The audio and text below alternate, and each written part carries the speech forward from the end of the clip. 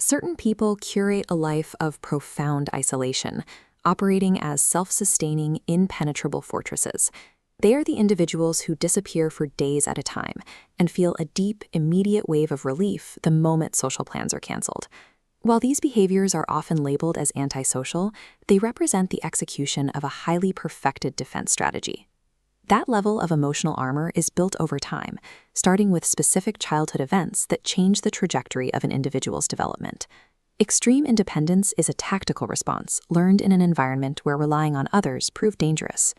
During early development, survival relies entirely on forming secure alliances. Children seek out trusted adults when they are scared, confused, or overwhelmed. In a stable environment, expressing vulnerability yields a predictable result.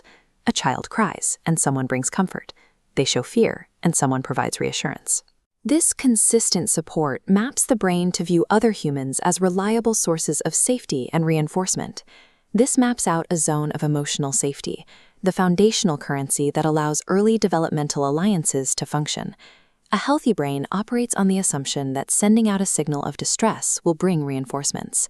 However, for many, that signal is met with hostility or total indifference. The system fails when expressing a basic emotion leads directly to criticism from a caretaker. It fails again when exposing a vulnerability, admitting a mistake, or showing fear results in immediate social rejection. Eventually, the realization takes hold that actively asking for help yields only profound disappointment.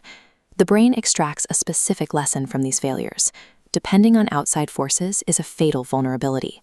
The mind rewrites its own code.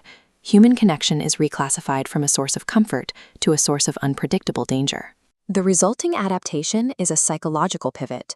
The child cuts off external supply lines to manufacture their own emotional comfort. They begin to handle their struggles privately, defaulting to strict self-sufficiency rather than seeking out social connection.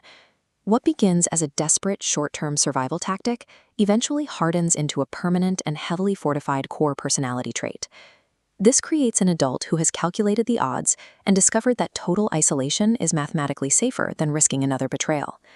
In adulthood, the external world often misinterprets this deep isolation as a commendable stoic strength. This level of self-reliance is an independent scar, a protective badge worn to mask a deep developmental wound. Many of these heavily defended individuals actually enjoy other people. They value deep conversations and care fiercely for the few allies they let inside the gates. Their priority is bypassing the catastrophic emotional exhaustion that comes from navigating unpredictable people. A highly fortified individual is simply someone who refuses to survive another emotional siege. Their adult lives are governed by a specific nervous system program. Solitude is predictable, while human actions are chaotic. Solitude offers the advantage of stability. It never judges, it never rejects, and it demands zero resources from the individual. This brings a person to a crossroads. Is their solitude genuinely peaceful and energizing, or does the outside world simply still feel dangerous? The answer reveals the history of the child they once were, and the adult they had to become.